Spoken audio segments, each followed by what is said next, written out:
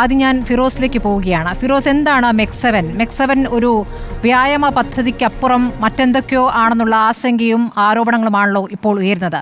നിങ്ങൾ ഈ പദ്ധതി ഒന്ന് വിശദീകരിക്കാമോ?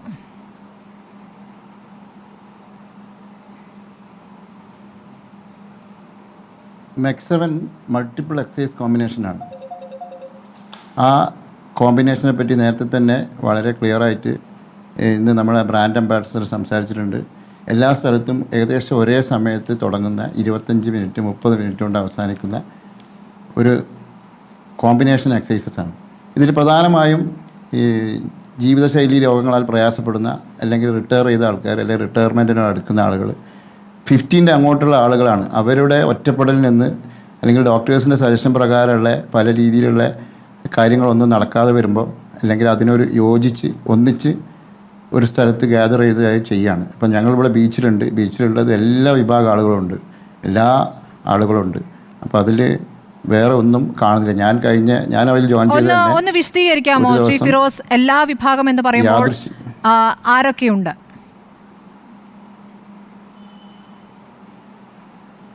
അതിൽ മതവിഭാഗത്തിൽപ്പെട്ട ആൾക്കാരുണ്ട്. ഇവിടെയുള്ള കോഴിക്കോട്ടുള്ള എല്ലാ വിഭാഗം എന്ന് പറഞ്ഞാൽ മുസ്ലിംസ് ഉണ്ട്, ഹിന്ദുസ് ഉണ്ട്, ക്രിസ്ത്യൻസ് ഉണ്ട്.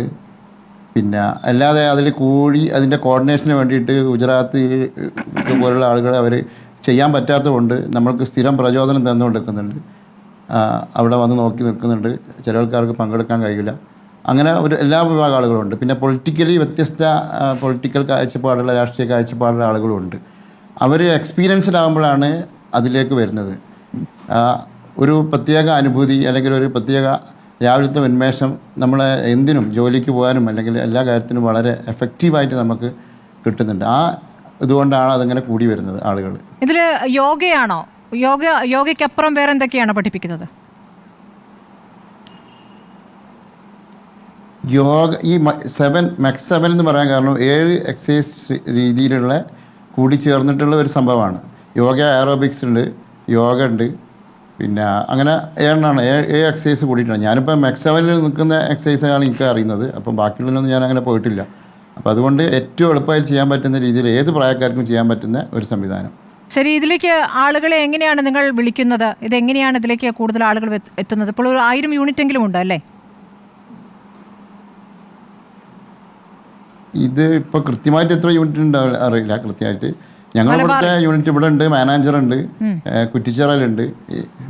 മലബാറിൽ കൊണ്ടോട്ടി നിന്നാണ് അതിൻ്റെ സ്റ്റാർട്ടപ്പ് തുടങ്ങിയത്. ശരി, ഇപ്പോൾ മലബാറിൽ വ്യാപിക്കാൻ കാരണം എന്താ വെച്ചാൽ ഇത് സ്റ്റാർട്ട് ചെയ്യുന്നത് കൊണ്ടോട്ടി നിന്നാണ്. അപ്പോൾ കൊണ്ടോട്ടി അഡ്ജോയിനിങ് സ്ഥലത്ത് നിന്നൊക്കെ വന്ന് അങ്ങനെയാണ് അതെല്ലാം മലബാറിലായി മാറാൻ കാരണം വേറെ എവിടെ നിന്നാണ് തുടങ്ങിയെങ്കിൽ ചിലപ്പോൾ അതിൻ്റെ പ്രാന്തപ്രദേശങ്ങളിലാണ് അത് വരിക. കാരണം ഞങ്ങളത് കണ്ടിട്ടാണ്, ഞങ്ങൾ ബീച്ചിൽ നിന്ന് എക്സസൈസ് ചെയ്യുന്നത് കണ്ട് മാനാഞ്ചിറയിലെ ആളുകൾ കൂടി. അത് മാനാഞ്ചിറ കണ്ട് ഇപ്പോൾ സരോവരത്തേക്ക് ആളുകൾ ഒരുങ്ങിക്കൂടി നിൽക്കുകയാണ്.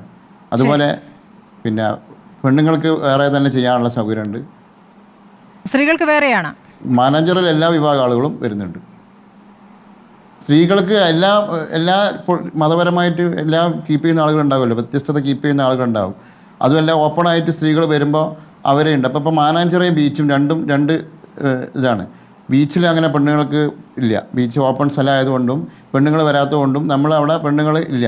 അതേ സ്ഥാനത്ത് ഇവിടെ കുറ്റിച്ചിറ പോലുള്ള സ്ഥലമാകുമ്പോൾ അവിടെ പെണ്ണുങ്ങൾ മാത്രമാണ്, ട്രെയിൻഡ് ആയിട്ടുള്ള പെണ്ണുങ്ങൾക്ക് അവിടെ ഉള്ളത്. അതേ അവസരത്തിൽ മാനാഞ്ചിറ നോക്കുമ്പോൾ മാനാഞ്ചിറ ഓപ്പണായിട്ട് പെണ്ണുങ്ങളും ലേഡീസും ഉണ്ട്, അല്ല ജെൻസും ഉണ്ട്. ശരി, ശ്രീ ഫിറോസ്, ഇപ്പോൾ ഈ മെക്സ് 7 പരിശീലനവുമായി ബന്ധപ്പെട്ട് ഉയരുന്ന ഒരു ആരോപണം, ഇത് മുസ്ലിം കൂട്ടായ്മയ്ക്കുള്ള ഒരു ശ്രമമാണ് നടത്തുന്നത്.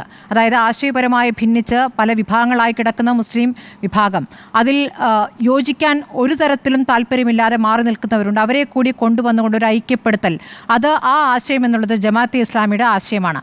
ആ ആശയം പതുക്കെ ഒളിച്ചു കടത്തുകയാണ് മെക്സ് 7 എന്നുള്ള ആരോപണമാണ് ഉയർത്തപ്പെടുന്നത്. അതെങ്ങനെയാണ്? ഇപ്പോൾ താങ്കൾ പറഞ്ഞു ഇതര മതസ്ഥരും വരാറുണ്ട് എന്ന്. പക്ഷേ ഈ വ്യായാമ പരിശീലനത്തിന് ശേഷം സലാം പറയൽ, സലാം മടക്കി വാങ്ങൽ, അതിനിടയ്ക്ക് ചില മതപരമായ ചില കാര്യങ്ങൾ പറയൽ, ചില സന്ദേശങ്ങൾ നൽകൽ, ആ സന്ദേശങ്ങളിൽ ഈ തരത്തിലുള്ള ഇതര മതവിദ്വേഷം വരെ തോന്നിക്കാവുന്ന കാര്യങ്ങൾ അത് പതുക്കെ കൊണ്ടുവരുന്നു എന്നുള്ള ആരോപണത്തെ എങ്ങനെയാണ് താങ്കൾ അതിന് മറുപടി നൽകുക? അത് തീർത്തും തെറ്റാണ്. അങ്ങനെ ഒരു കാര്യവും ഇല്ല. അത് വെറുതെ അതിന് നമ്മളെ കൂടെ വന്ന് നമ്മളെ കൂടെ എക്സസൈസ് ചെയ്ത് അത് നോക്കി അങ്ങനെ നിന്നാൽ അത് ക്ലിയറായിട്ട് മനസ്സിലാവുമല്ലോ. നമ്മൾ അത്രയും ഫ്രണ്ട്ഷിപ്പിലാണ് എല്ലാവരുമായിട്ടും. ആ രാവിലെ അത് കഴിഞ്ഞാൽ ഒരു സ്ഥലം പരിഹാരമൊന്നുമില്ല. കൈ കൊടുക്കും, അല്ലെങ്കിൽ അതിന് സമയമില്ലാത്ത ആൾക്കാർ അതിന് പെട്ടെന്ന് പോകും. ആ ഒരു ഫ്രണ്ട്ഷിപ്പ് പ്രായ വ്യത്യാസ ഭേദമന്യേ അല്ലെങ്കിൽ വേറെ ഏജ് വ്യത്യാസമില്ലാതെ എല്ലാവരുമായിട്ടുള്ള ഒരു ഇതാണ്. അല്ലാതെ വേറെ അത് തീർത്തും തെറ്റാണ്. അങ്ങനെ ഒരു സംഭവമില്ല. കോഴിക്കോട് നമ്മളിപ്പോൾ തുടങ്ങി അന്ന് മുതൽ ഒരു സെപ്റ്റംബർ 8 കോഴിക്കോട് ബീച്ചിൽ തുടങ്ങിയത്. ഇപ്പം ഇന്നത് 100 ദിവസമായിട്ടുണ്ട്. അന്ന് തുടങ്ങി ഇന്ന് വരെ അങ്ങനെ ഒരു മെസ്സേജും ഒരു സന്ദേശവും ഒന്നും ആർക്കും കൊടുത്തിട്ടില്ല എന്നുള്ളത് വസ്തുതയാണ്.